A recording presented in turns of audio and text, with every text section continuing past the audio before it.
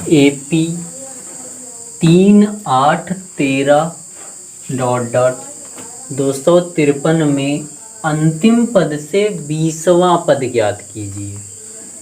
पहले यह पता करेंगे कि इस श्रेणी में कुल कितने पद हैं। प्रथम पद A बराबर प्रथम पद A बराबर 3, अंतिम पद L बराबर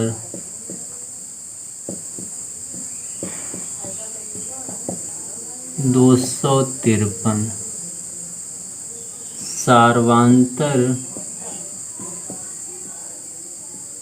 D बराबर 8 - 3, 5। सार्वांतर 5, प्रथम पद 3 और अंतिम पद 253 है। इस श्रेणी में n का मान ज्ञात करेंगे। अंतिम पद L बराबर A प्लस n - 1 गुणा D। L का मान 253 बराबर A का मान 3 प्लस n की वैल्यू ज्ञात करना और D की वैल्यू 5। 253 बराबर 3 प्लस n - 1 गुणा 5, 5 और n - 1 की गुणा 5 ब्रैकेट n - 1, 253 और 3 को 253 की साइड में भेजने पर ये -3 हो जाएगा।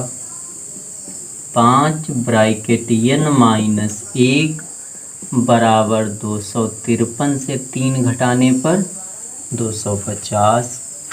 तो n - 1 बराबर 250 बटा 5। 5 एकम 5, पचम 25, 0 इसी प्रकार। n - 1 बराबर 50। तो n बराबर 50 प्लस 1, n बराबर 51। यानी श्रेणी में कुल 51 पद हैं। अंत से 20वां पद बराबर टोटल पद 51। अंत से 20वां पद निकालना है तो 20 घटाएंगे प्लस 1। इसे सॉल्व करने पर 51 प्लस 1 52 माइनस 20। जब इसे सॉल्व करेंगे मिलेगा 32। यानी अंत से 20वां पद प्रथम पद से 32वें पद के बराबर होगा। तो 32 हमें ज्ञात करना है। तो A32 बराबर A plus 32 minus 1 into D। A32 बराबर A की वैल्यू 3 और 32 से 1 घटाने पर बचेगा 31 गुणे D का मान 5। 3 प्लस 31 पंचे 155 और 155 में 3 जोड़ने पर 158। तो A32 बराबर 158। यानी इस श्रेणी का अंतिम पद से 20वां पद 158 होगा। 18 नंबर, AP के चौथे और 8वें पदों का योग 24 है। छठे और 10वें पदों का योग 44 है। इस AP के प्रथम 3 पद ज्ञात कीजिए। तो माना AP का प्रथम पद A और सार्वांतर D है। चौथे और 8वें पदों का योग 24, छठे और 10वें पद का योग 44। nवें पद का फार्मूला यूज करके हम A4 को A plus 4 - 1 3D plus A8 को A प्लस 8 - 1 7D बराबर 24 इस प्रकार लिख सकते हैं। ए और ए 2a, 3d और 7d दोनों जुड़कर 10d बराबर 24। यहाँ समीकरण 2 से डिवाइड हो सकती है, तो इसे 2 से डिवाइड करने पर a प्लस 5d बराबर 12, 2 से भाग करने पर तो a प्लस 5d बराबर 12 समीकरण 1। इसी प्रकार a6 प्लस a10 बराबर 44, तो a6 को a plus 6 minus 1 5 into D plus a10 को a प्लस 10 माइनस 1 9d बराबर 44। a और a 2a प्लस 5 और 9 14d बराबर 44। यह समीकरण भी 2 से डिवाइड हो रही है, तो 2 से भाग करने पर ये a प्लस 7d बराबर 22 समीकरण 2। फर्स्ट a प्लस 5d बराबर 12, सेकेंड समीकरण a प्लस 7d बराबर 22। अब 1 और 2 को हल करके a और d के मान ज्ञात करेंगे। समीकरण 1 व समीकरण फर्स्ट व समीकरण सेकेंड को विलोपन विधि से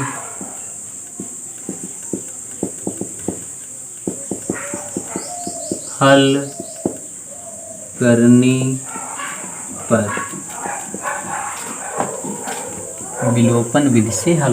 पर समीकरण 1 a प्लस 5d बराबर 12, समीकरण 2 a प्लस 7d बराबर 22, a प्लस 7d बराबर 22। a के गुणांक समान हैं, चिन्ह भी समान है, तो समीकरण फर्स्ट से समीकरण सेकेंड को घटाएंगे और घटाने पर दूसरी समीकरण के चिन्ह परिवर्तित हो जाएंगे। प्लस था माइनस हो गया, प्लस था माइनस हो गया। ये प्लस का ये माइनस का ये कैंसिल हो जाएंगे। 5d प्लस का 7d माइनस का विपरीत चिन्ह घट जाएंगे। 7 से 5 जाएगा 2d, ये 2d माइनस का होगा क्योंकि माइनस का 7 बड़ा है। 12 माइनस 22 विपरीत चिन्ह है, घटेंगे, घटाने पर मिलेगा 10, माइनस का 10। तो d बराबर -10 बटा -2, माइनस माइनस कैंसिल, 2 एकम 2, 2 पंचे 10, तो d बराबर 5, d का मान 5 आया। d का मान समीकरण 1 या 2 किसी में भी रखकर a का मान ज्ञात करेंगे। तो d का मान समीकरण 1 में रखने पर, d का मान समीकरण 1 में रखने पर समीकरण 1 a प्लस 5 गुणा d की वैल्यू 5 बराबर 12, 1 प्लस 5 गुणे d की वैल्यू 5 बराबर 12। तो a बराबर 12, 5 और 5 की गुणा 25 और 25 का पक्षांतर करने पर माइनस हो जाएगा। तो a बराबर 12 से 25 घटाने पर माइनस का 13। AP का प्रथम पद -13, सार्वांतर d 5 है। a की वैल्यू -13 मिली, a की वैल्यू -13 और डी की वैल्यू 5 मिली है। हमें एपी के प्रथम 3 पद ज्ञात करने हैं। तो पहला पद -13, दूसरा पद निकालने के लिए प्रथम पद में 5 जोड़ेंगे। -13 में जब 5 जोड़ेंगे तो ये बचेगा -8। इसी प्रकार तीसरा पद निकालने के लिए -8 में 5 जोड़ेंगे, -8 + 5 -3। इसी प्रकार अन्य पद भी होंगे। इस प्रकार ये एपी -13 -8 -3 ... प्राप्त हुई। Question number 19। सुब्बा राव ने 1995 में 5,000 रुपये के मासिक वेतन पर कार्य आरंभ किया और प्रत्येक वर्ष 200 रुपये की वेतन वृद्धि प्राप्त की। किस वर्ष में उसका वेतन 7,000 रुपये हो गया? जब कार्य प्रारंभ किया तब सन थी 1995 और इसे 5,000 रुपये मासिक वेतन मिलता था। तो प्रथम पद 5,000 हो जाएगा और प्रत्येक वर्ष 200 रुपये की वृद्धि हुई। तो अगले सत्र से 5,000 + 200 यानी 5,200 रुपये मिलेगा, यानी 5,200 रुपये मिलेंगे।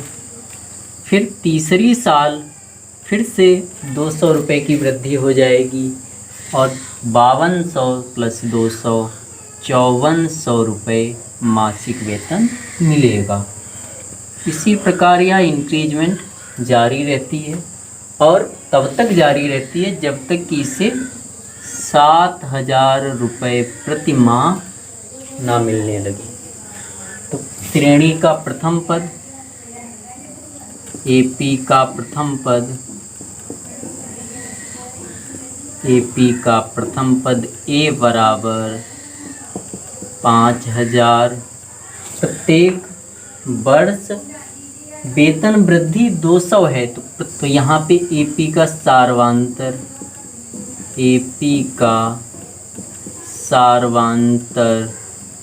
डी बराबर 200 रुपये। तो डी का मान 200 रुपये प्रथम पद, ए 5,000, अंतिम पद यल 7,000। अंतिम पद यल बराबर 7,000। यल की वैल्यू 7,000, डी की वैल्यू 200, ए की वैल्यू 5,000। माना n वर्ष बाद उसका वेतन